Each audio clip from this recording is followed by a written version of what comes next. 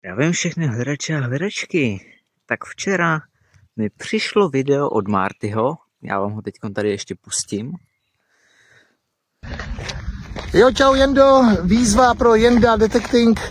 Jendo, zvedni se ze židle, zvedni se z místa a pojď se mnou. Vyzývám tě na sportovní challenge, běh, kolo, cokoliv si řekneš. Navrhni co a jdeme do toho. Jak jsem říkal v dnešním videu, mám soutěž pro všechny, neboli takovou sportovní, aby jsme se rozejbali v roce 2025, tak pojď do toho ty a něco navrhni. Vyzývám tě dneska a platí to do konce měsíce. Tak jo, něco vymysli. Čau. Kde mě vyzývá na sportovní soutěž, takže já to samozřejmě přijímám a rovnou se na to jdeme vrhnout. Takže nasadit helmu, rukavice a jedem.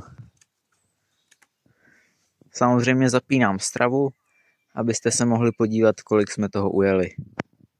Tak stravu mám sice zaplou, ale ještě nuluju tachometr, abyste mě věřili. Tak už jsme zpátky doma. A tady vám ukazuji tachometr 31,6, ale na stravě to bude ještě přesnější, protože tam nemám úplně přesně daný průměr kola.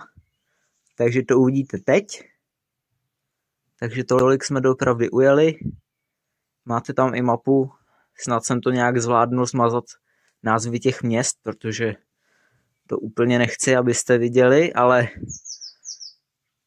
je to hodně podobný číslo jak na tom tachometru. No a ještě nás s taťkou napadlo, že Martinka trošku převezeme, protože za tým Jenda Detecting jsme jeli oba, takže vlastně zdvojnásobujeme tuhletu jízdu. Takže de facto máme, já nevím, jaký bylo číslo na té stravě, ale u toho tachometru tak to bude nějakých 63,2.